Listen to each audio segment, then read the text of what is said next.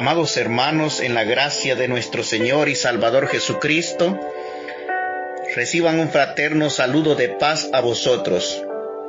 En esta oportunidad tengo el privilegio de compartir con ustedes el tema titulado El mensaje a la iglesia de Tiatira. Pero antes quisiera que me acompañaran. Vamos a hacer una oración a nuestro Dios.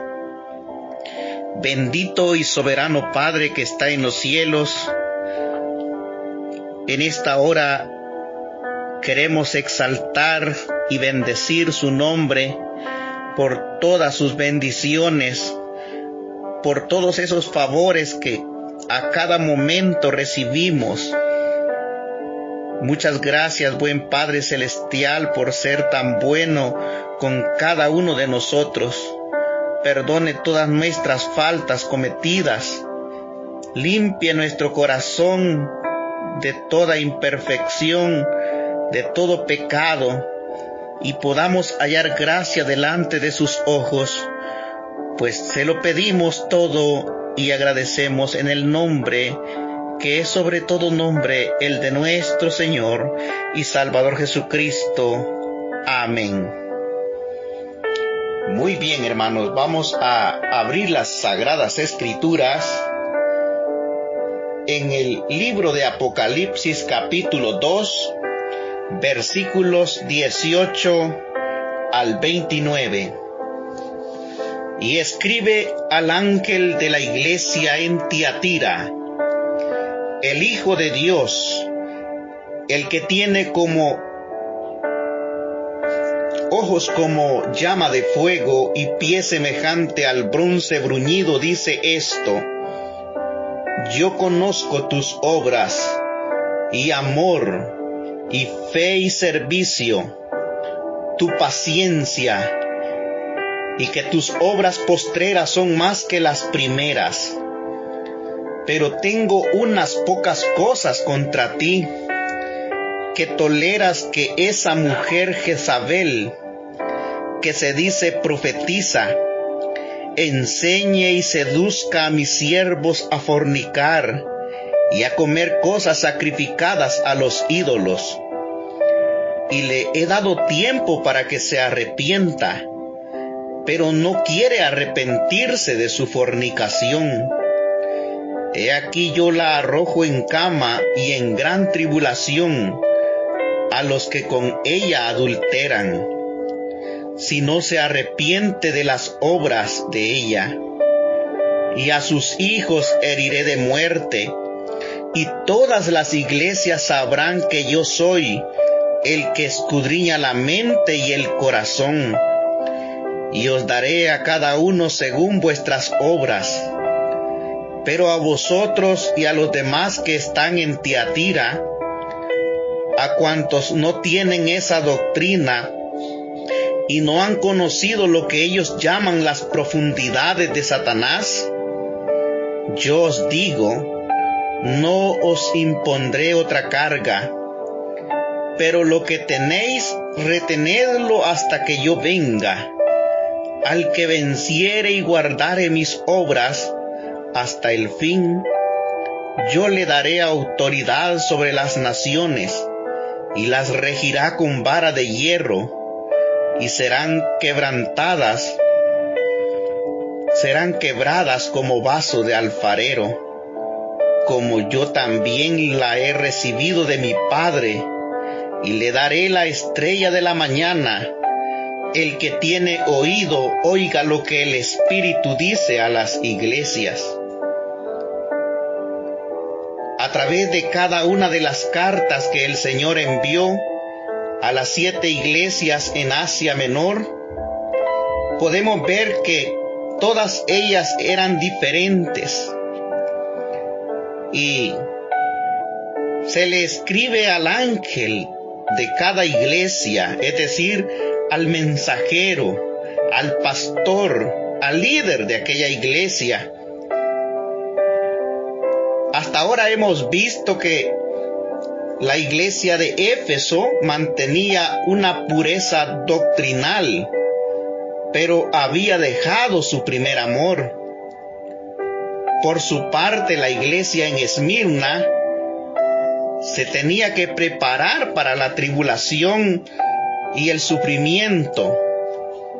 La iglesia en Pérgamo había aceptado en su seno diferentes prácticas pecaminosas que ofendían al Señor. Y ahora vamos a estudiar el mensaje a la iglesia en Tiatira. Y vamos a ver que aunque tenía algunas cosas que el Señor alababa, sin embargo, estaban haciendo componendas con el mundo. Y esto desagradaba en gran manera a nuestro Dios. La ciudad de Tiatira es una de las 7 ciudades a las que se dirige una carta. Tiatira era la más pequeña de todas las demás ciudades, aunque es la carta más larga, de mayor contenido. Esta ciudad estaba construida en una zona llana, donde no había fortificaciones, no había una acrópolis. La importancia de esta ciudad básicamente era por su posición estratégica, que unía las rutas comerciales entre varias ciudades, y por lo tanto Tiatira se distinguía por ser un gran centro comercial. De hecho, en ella se han encontrado inscripciones que mencionan numerosas corporaciones de lana, de lino, de fabricantes de ropa, tintoreros, talabarteros, curtidores, alfareros, panaderos, traficantes de esclavos, forjadores de bronce, curtidores, alfareros. En fin, habían varios gremios. Podemos mencionar, por ejemplo, aquella mujer llamada Lidia, la cual vendía púrpura. Había llegado a Filipos procedente de Tiatira. Al estudiar la carta notaremos que no se habla de persecución contra los cristianos en aquella ciudad. Veamos cuál es el contenido del mensaje, pero antes veamos quién es el remitente de la carta. Y escribe al ángel de la iglesia en Tiatira: el Hijo de Dios, el que tiene ojos como llamas de fuego y pie semejante al bronce bruñido, dice esto. El remitente en todos los casos es el mismo Señor Jesucristo. Pero como ya hemos visto en las cartas anteriores, en cada una se presenta señalando alguna característica especial de su persona, apropiada para el caso particular de la iglesia a la que se dirige. Y en esta ocasión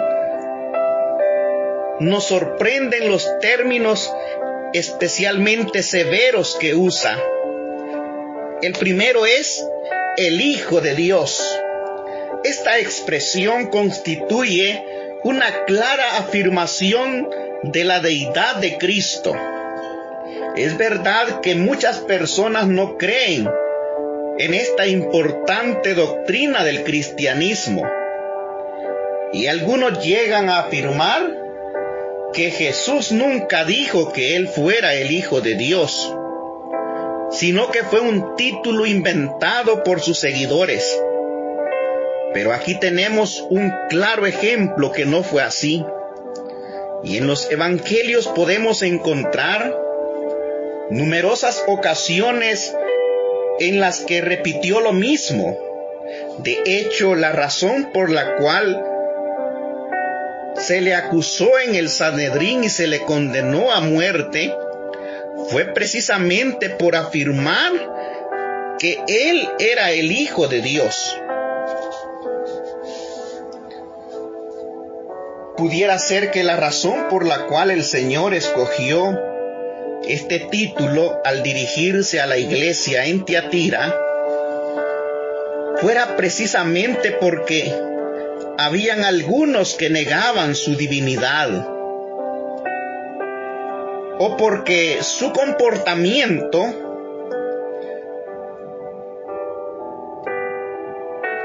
era claramente opuesto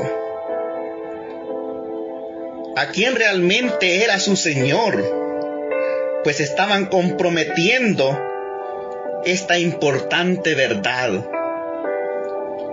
El siguiente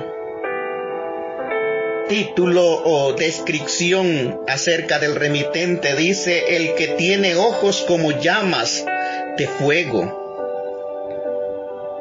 Esta descripción nos lleva a pensar en la capacidad que el Señor tiene para penetrar en los secretos más escondidos del corazón humano.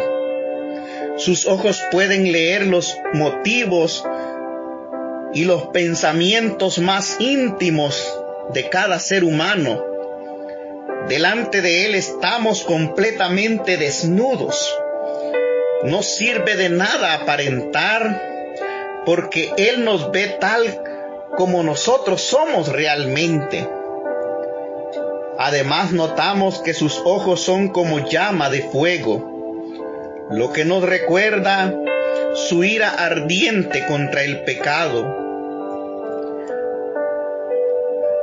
Nos preguntamos si tal vez la iglesia en Tiatira solo estaba preocupada por lo que aparentaba ser frente al mundo. Y de ahí esta seria advertencia del Señor para recordarles que Él veía lo que realmente eran. Amado hermano, a Dios no le interesan las apariencias. Él quiere que realmente seamos fieles seguidores, fieles guardadores de su palabra. Otra descripción que se hace de aquel remitente de la carta dice: y pie semejante al bronce bruñido. Una imagen ligada también con el juicio de Dios. Recordémonos que sus enemigos serán puestos por estrado de sus pies. Además, sus pies son semejantes al bronce bruñido, es decir, tenían un brillo deslumbrante y parecen describir a nuestro Señor Jesús como victorioso en el juicio, dispuesto a someter bajo su autoridad a todos sus enemigos. Finalmente, lo que la iglesia en Tiatira debía entender es que el Señor no da por buenas todas las cosas, tal como algunos parecen creer, y que sus juicios sobre ellos se avecinaba. Pero el Señor comienza resaltando, alabando las cosas positivas que tiene aquella congregación. Y dice: yo conozco tus obras, y amor, y fe, y servicio, y tu paciencia, y que tus obras postreras son más que las primeras. A pesar de que habían cosas en la iglesia en Tiatira que desagradaban al Señor, aún así tenían cualidades encomiables que el Señor reconoce en ellos. Tenían ese amor ágape, ese amor divino implantado en el corazón del hombre, que se manifiesta en un servicio abnegado y listo para sacrificarse por otros. El servicio es la evidencia de que amamos. Por supuesto, este tipo de servicio cristiano no se refiere a hacer lo que nos gusta, sino aquello que nos supone cierto sacrificio, que nos lleva cierto trabajo el realizarlo. Pues es una clara disposición a servir al Señor y al prójimo. Esta iglesia tenía ese servicio hacia los demás, pero también se resalta la fe, esa confianza que tenían en Cristo, no solo como medio para obtener la salvación, sino también como una muestra de fidelidad constante al Señor. Tenían paciencia, que es la evidencia de la verdadera fe. Esa paciencia manifestada en perseverancia al afrontar las pruebas, al sufrir las tribulaciones y las dificultades de la vida sin apartarse del camino del Señor. Y por último se dice: yo sé tus obras postreras que son más que las primeras. Es decir, había un progreso en la vida espiritual de esta iglesia. La palabra de Dios dice que la senda del justo es como la luz de la aurora que va en aumento hasta que el día es perfecto. Y estos hermanos en la iglesia de Tiatira habían progresado mucho en su vida espiritual. Era una iglesia creciente. Esto es interesante porque hay muchas iglesias y creyentes que comienzan con mucho ánimo, con mucho fervor, pero poco a poco esa actitud se va perdiendo, se van desinflando y terminan abandonando el camino del Señor. La misma iglesia en Éfeso era un ejemplo de cómo habían dejado ellos al primer amor. Y ahora ese deseo de servir al Señor se veía menguado hasta el punto que estaba ya desapareciendo en ellos. Pero en esta iglesia de Tiatira se le dice: tus obras postreras son más que las primeras. Y luego vienen las palabras de advertencia. Viene aquel pero. Ese pero indica exhortación. Indica que algo en medio de toda aquella actividad, en medio de todo aquel servicio, paciencia y fe, habían cosas que el Señor no le agradaban. Tengo unas pocas cosas contra ti, que toleras a esa mujer Jezabel, que se dice profetiza. Enseña y seduzca a mis siervos a fornicar y a comer cosas sacrificadas a los ídolos. Y yo le he dado tiempo para que se arrepienta, pero no quiere arrepentirse de su fornicación. Como decía, aunque en la iglesia de Tiatira habían cosas dignas de admirar, había un progreso, sin embargo, habían estas cosas que desagradaban profundamente al Señor. Pues la iglesia en Tiatira había permitido que personas malvadas dañaran la iglesia desde adentro. Toleras, dice, a esa mujer Jezabel, que se dice profetiza. En la carta a Pérgamo vimos que Balaán seducía al pueblo desde afuera, pero en Tiatira vemos que esta seducción se está llevando a cabo desde el mismo liderazgo de la iglesia. Esto hacía que fuera algo muy grave. Una de las mujeres de la iglesia de Tiatira, a quien se identifica como Jezabel, dice que esta mujer enseñaba y ejercía liderazgo en la iglesia, En primer lugar, el hecho que esta mujer enseñara o ejerciera liderazgo ya era algo que el Señor desaprobaba. En primera de Timoteo 2:12 dice: porque no permito a la mujer enseñar ni ejercer dominio sobre el hombre, sino estar en silencio. Y primera de Corintios 14:33 al 37 dice: como en todas las iglesias de los santos, vuestras mujeres callen en la congregación, porque no les es permitido hablar, sino que estén sujetas, como también la ley lo dice. Y si quieren aprender algo, pregunten en su casa a sus maridos, porque es indecoroso que una mujer hable en la congregación. Notamos que esta mujer, ella misma se decía profetisa, aunque el Señor dice claramente que no lo era de verdad. Estas cartas nos revelan que el mundo espiritual está lleno de falsedad, está lleno de mentiras.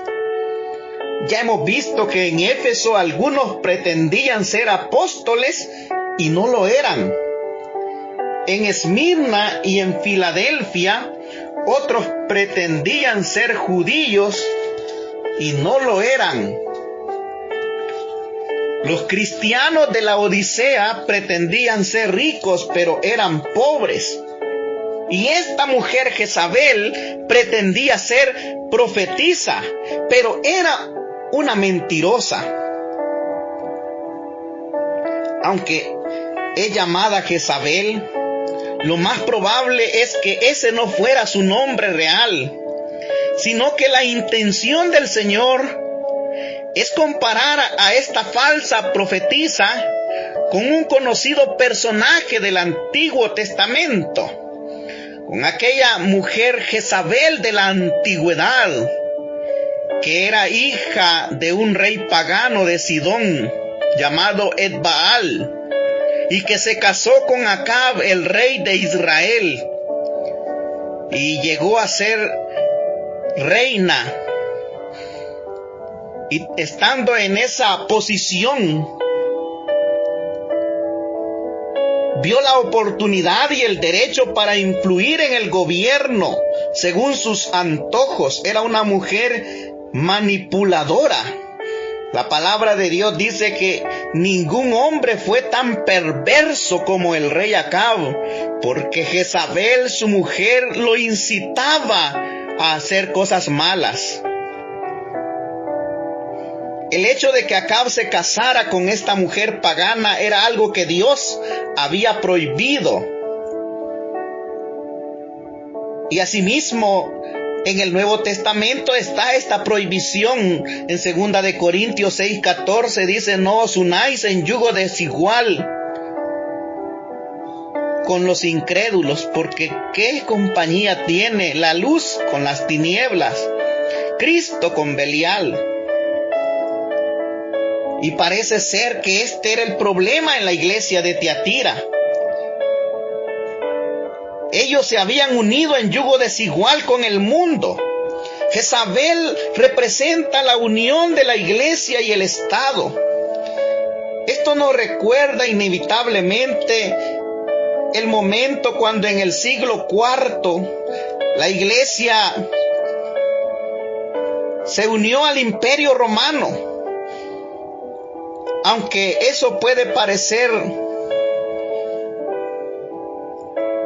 algo quizá fuera de contexto, pero lo menciono porque a partir de ese momento se introdujeron enseñanzas que provenían de los cultos paganos, que finalmente destruyeron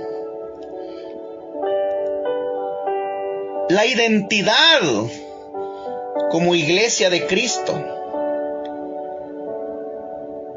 No lo olvidemos, aunque pudiera parecer inocente o moderno, tener una mujer como Jezabel en la iglesia esto terminaría siendo totalmente destructivo.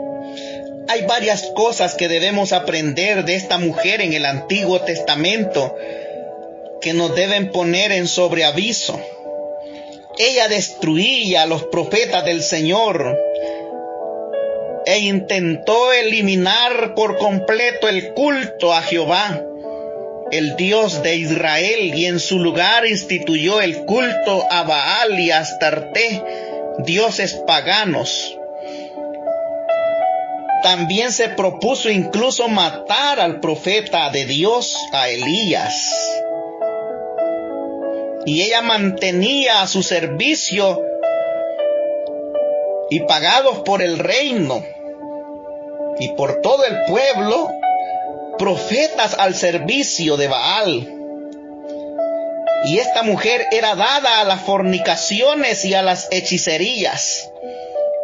Tramó el asesinato de Nabot, un hombre justo, levantándole calumnias para quitarle su viña. Esta era una mujer pagana, cruel, y que promovió la fornicación espiritual. Y también se le llama hechicera.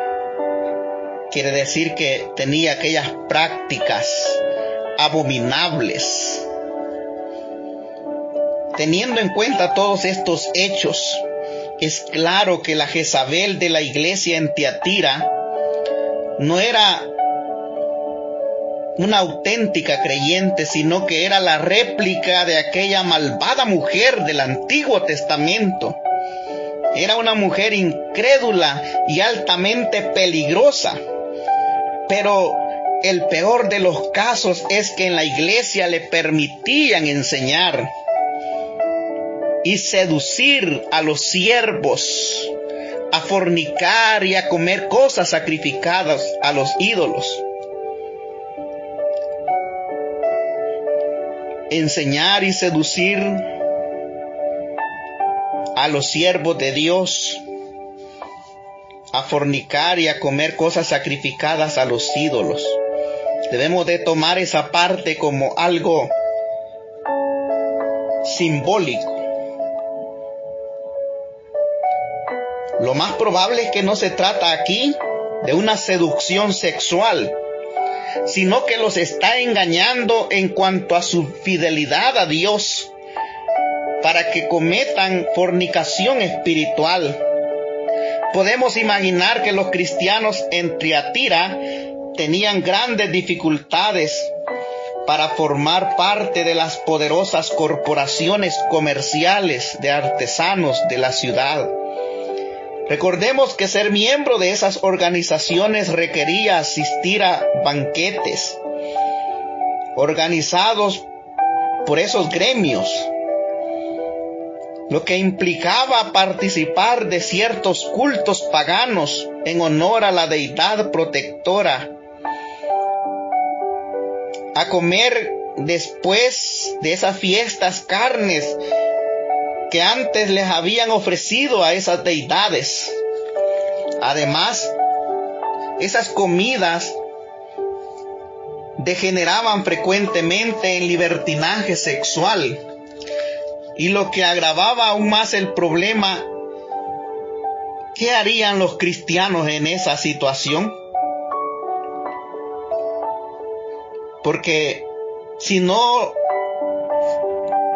obedecían, lo más seguro es que quedaban privados de sus trabajos. Y parece que Jezabel estaba persuadiendo a los miembros de la iglesia a participar en este tipo de celebraciones. Si fuera así, la iglesia en Tiatira habría sacrificado ciertos principios espirituales a cambio de obtener beneficios económicos y sociales, lo que finalmente habría llevado a la iglesia a una relajación moral. Cada generación de cristianos, de hijos de Dios, tiene que enfrentarse con situaciones complicadas. La pregunta es, ¿hasta dónde puedo aceptar y adorar las prácticas de este mundo en los negocios, en el trabajo, en la familia, en los estudios? Algunos cristianos en nuestros días se comportan como si pensaran: los negocios, la vida social, la política, las diversiones no tienen nada que ver con mi fe cristiana. Pero cada hijo de Dios tiene que preguntarse hasta qué punto su participación en la sociedad le lleva a comprometer sus principios cristianos. Ese debe ser el límite que no debemos pasar. No olvidemos la advertencia de nuestro Dios en Santiago 4:4: oh almas adúlteras, ¿no sabéis que la amistad del mundo es enemistad con Dios? Cualquiera pues que quisiera ser amigo del mundo se constituye enemigo de Dios. Pero no solo la participación de la iglesia en el mundo era un problema. De hecho, lo que el Señor reprende es que esto se estaba enseñando desde el púlpito. La iglesia había permitido que personas no creyentes tuvieran posiciones de responsabilidad y que además enseñasen a la congregación. La iglesia era responsable por ese hecho. ¿Qué se está predicando hoy en día en los púlpitos? Muchos han caído en la relajación moral, han caído en el libertinaje del mundo y están permitiendo que a la iglesia entren tradiciones y costumbres que no son bíblicas. Ese es el espíritu de la Jezabel, ese espíritu seductor, ese espíritu que convence. Podemos quizás estar seguros que la identidad de Jezabel en Apocalipsis 2:20 se trata de una mujer que no tenía ese nombre, sino que era como un seudónimo.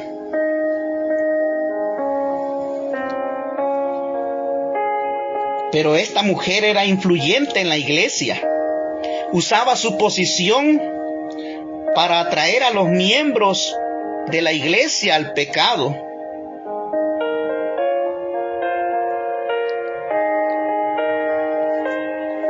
Podemos asumir que esta mujer era rica e influyente y que aglutinaba cierta cuota de poder en la economía local. Notemos que, siendo Tiatira un centro comercial,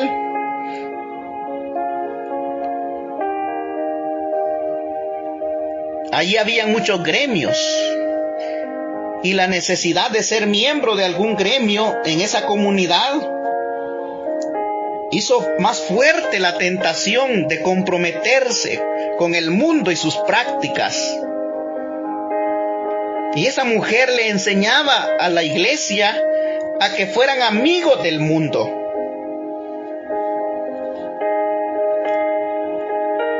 Si Jezabel de Apocalipsis 2:20 no es una persona de carne y hueso, también puede representar la idolatría espiritual que algunos miembros de la iglesia practican bajo el influjo de las costumbres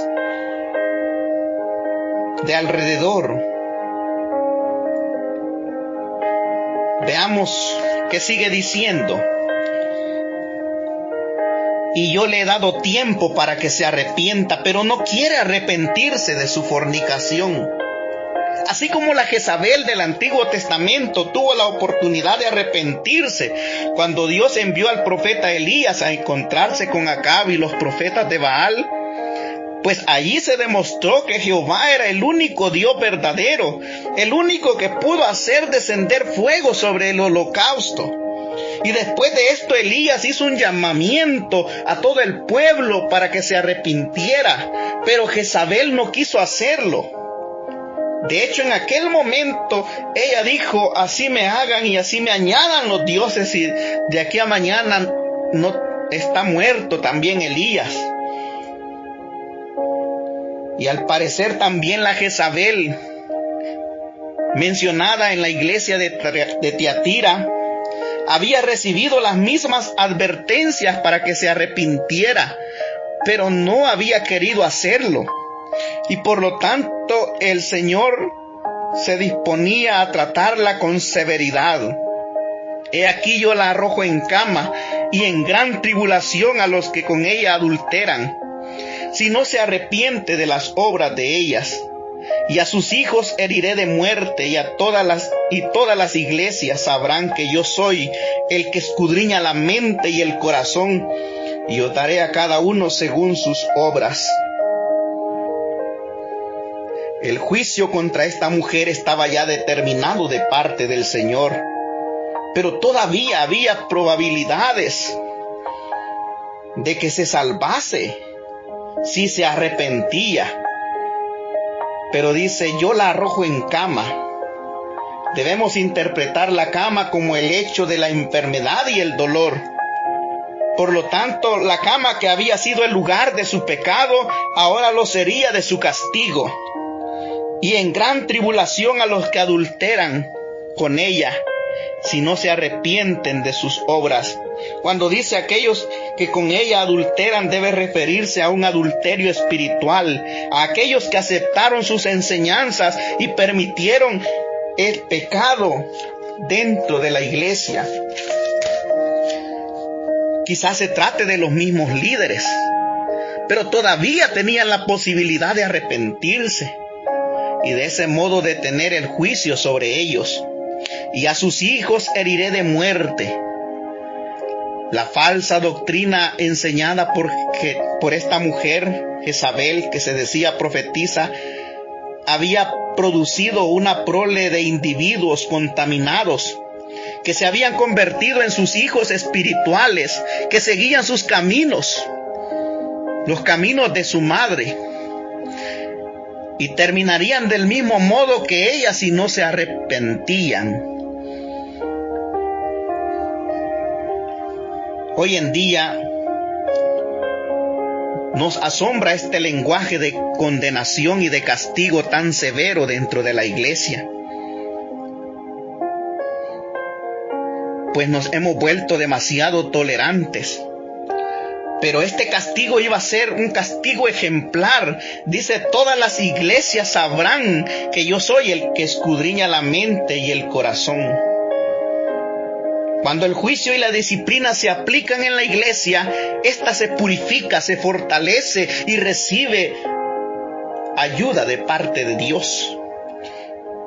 Las personas comienzan a tomar conciencia del pecado y tienen más cuidado en no dejarse arrastrar por las malas costumbres de la sociedad que nos rodea. Por otro lado, debemos entender también que no puede haber nada que quede oculto ante la penetrante mirada de nuestro Señor. Debemos de entender también que este castigo era un castigo justo, y dice: os daré según sus obras.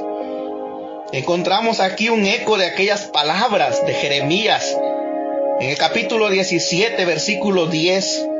Yo, Jehová, que escudriño la mente, pruebo el corazón, para dar a cada uno conforme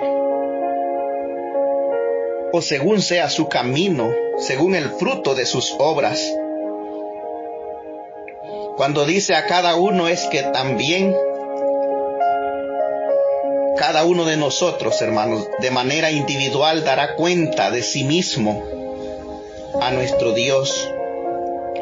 Aunque los líderes pudieran estar enseñando mal las prácticas en la iglesia de Tiatira, cada miembro sería juzgado por sus implicaciones en el asunto. Los líderes no son los únicos responsables de lo que ocurre en la iglesia.